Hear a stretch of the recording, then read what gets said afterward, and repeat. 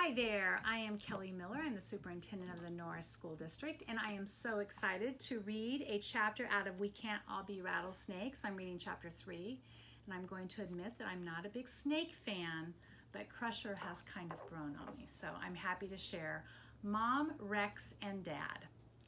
I discovered that the boy was not the only human residing in the house when another human, an adult, later strode briskly into the room. "Good God, Gunner," it said, its hands on its hips. "What a pigsty!" I found this to be grossly unfair. I had stolen into a pigsty or two before in my travels. They are havens for rodents, and none were nearly as untidy as Gunner's room. "What do you want to eat?" the adult asked. The boy said something unintelligible, still staring at the TV. "Will you turn that down, please, Gunner?" The TV's volume did not diminish. "Waffles," he shouted over the din. "You know the waffle iron has been out of commission since you and Brian poured glue into it," the adult said. I had no idea what any of this meant. What was a waffle? A waffle iron, glue. I never did learn. I did discover who Brian was, but that comes later. "How about scrambled eggs?" the adult asked. "Yuck! Eggs! Can't stand 'em." When Gunner shrugged, the adult stomped across the room and deactivated the TV with a slap of its paw. "Mom!" Gunner bawled.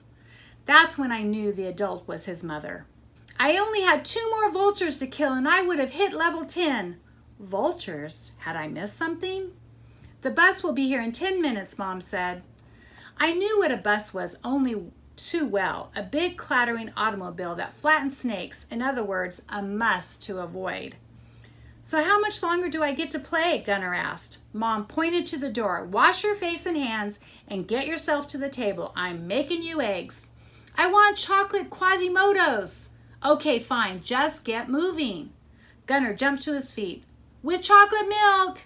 "Move," said his mom, then marched from the room.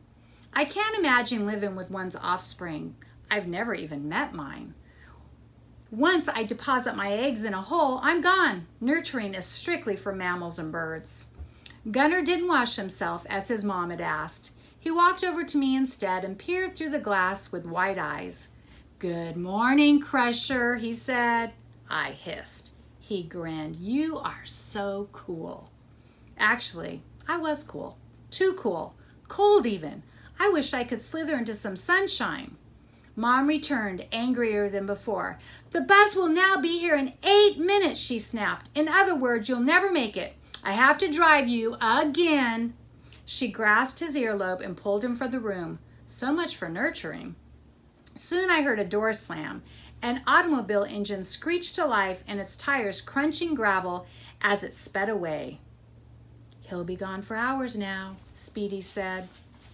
"Where?" I asked. "School." "What's that?" "A dreadful place filled with humans, most of them children, noisy beyond belief. Gunner took me there once for a pet parade." "What's a pet parade?" "You wouldn't believe me if I told you." "Are you the kid's pet?" Speedy gave a little laugh. "We are all Gunner's pets, Crusher." I'd come across animals humans called pets before, yapping, slobbering, obsequious hounds and fat, lazy cats that killed reptiles for sport. "I am not, nor will I ever be a pet," I said. "Right," said Speedy, and again retracted his head without a word. I was right about him. Rude, rude, rude. The room fell silent. As I lay there, the reality and gravity of my situation began to sink in. I was no longer free. I lived in a glass cage. I couldn't slither or burrow or hunt or search for a mate. It was that season. My diet was under the control of a loathsome, sadistic human child. I would remain in the cage indoors maybe as long as Speedy had, maybe longer. Panic seized me, then grief, then rage.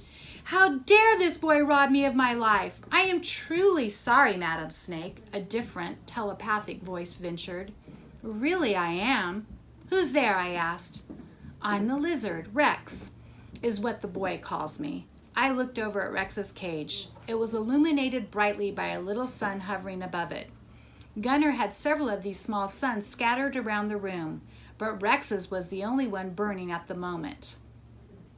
There's so much that he doesn't know, Rex said. For example, he thinks I'm male.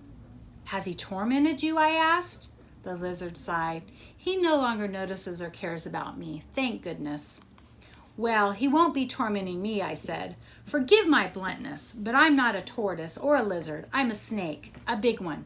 I won't let him near me. He is very resourceful, said the lizard. As am I, and I bite. Rex scrambled around her cage. I didn't mean to frighten you, I said. I'm not really frightened, Rex said. It's just instinct. You can no more get into my terrarium than you can escape your own. I suppose you're right, I said, then realized the weirdness of the dialogue I was engaged in, chatting with a lizard. In the wild, I'd have snatched, constricted, and swallowed Rex without a single thought. That's one of the reasons I'm grateful for these glass walls, if not only the reason, the lizard said, reading my thoughts. I made a mental note to be more careful about what I allowed to cross my mind. You should indeed take more care, Madam Snake, Rex said. Good day to you. Then she dove under the litter covering on the floor of her cage. At least she's polite, I thought. Thank you, Rex answered. When Gunner returned that afternoon, he rushed up to my box, clearly excited to see me again. I was less excited to see him after the testimonials of my fellow inmates and a night in prison. I had done nothing, could do nothing, but lie around trying to ignore my hunger and my awful luck. I gave Gunner my fiercest hiss and lunged at the glass. Still wild, huh? He said. Born wild, I said, and wild will I forever remain. Of course, the kid couldn't hear me. Mammals have not developed the silent mental communication of reptiles, of which serpent telepathy is the finest and subtlest. Mammals have to chatter and squawk like birds. When you get tame, I'll take you out, he said. Then we will have some F-U-N. Speedy interjected, his head out. It's something humans are taught at school. They break their words into symbols. This enables them to scratch out their thoughts onto paper. Writing, they call it. It's quite crude, something reptiles would never have a need for. We couldn't hold the implements anyway. Especially the snakes, he chortled. Does he really believe I'll lose my wildness, I asked. In time, you will. Ridiculous. That's what they all say, especially the snakes. And again, he abruptly pulled his head before I had a time to ask, there have been other snakes? Gunner's father appeared for the first time that evening. Did he also live in the house? Other than javelinas, few desert dads stick around long enough to see their progeny born, not to mention cohabitate with them. The visit excited Gunner somewhat, though not enough to tear his eyes away from the TV, which he'd been gazing at since I spurned him. Hi, son, his father said. Hey, Dad. Dad peered in at me. He resembled his son, bulgy and slimy. He had less fur on his head than Gunner, but more on his face. New snake, he asked. Yeah, grunted Gunner. I call him Crusher. Him, oh, brother. Gopher, Dad said. Uh-huh. Noticing the dead mouse I'd stashed, he asked. Doesn't like mice? Nope. He will when he gets hungry enough, Dad said. Gunner raised his shoulders, then dropped them. Going hunting with Arn on Sunday, Dad said. Wanna come? Gunner looked away from the TV, his red, glassy eyes lit up. Sure, he said. A born predator. What's that you're playing, Dad asked. Just this, Gunner said, pointing his chin at the TV. New? Nah. They both stared at the TV while Gunner jabbed at the buttons on the controller and cursed. Can I try it, Dad asked. After I die, Gunner said, which I found very unsportsmanlike. But Dad took it in stride. Gunner gave in before too long and handed Dad the controller. Dad jabbed and cursed a while, then stood up. That's enough for me. Early morning tomorrow. He looked around with the same red, glassy eyes as Gunner. You might clean this room up someday. Uh-huh, Gunner said, his eyes refixed on the TV. Night, son, Dad said, and tottered out of the room. Yeah, Gunner said. Moments later, Mom strode in. Turn that off, Gunner, and go to bed, she said. Just a sec, Gunner said, not looking away from the box. Now, Gunner, Mom said. Just a sec, Gunner said, scowling.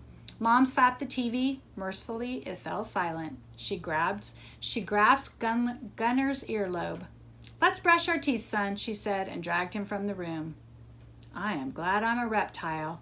Like squawking parenting is strictly for the lower life forms. My stomach and a ticking sound from somewhere kept me awake that night. I longed to stretch out to my full length, to do some slithering, some roaming. I pined for sunshine on my scales and earth under my belly. I was missing out on mating season. I was dying to strangle something warm and furry. Life in a box was unbearable. How did humans stand it?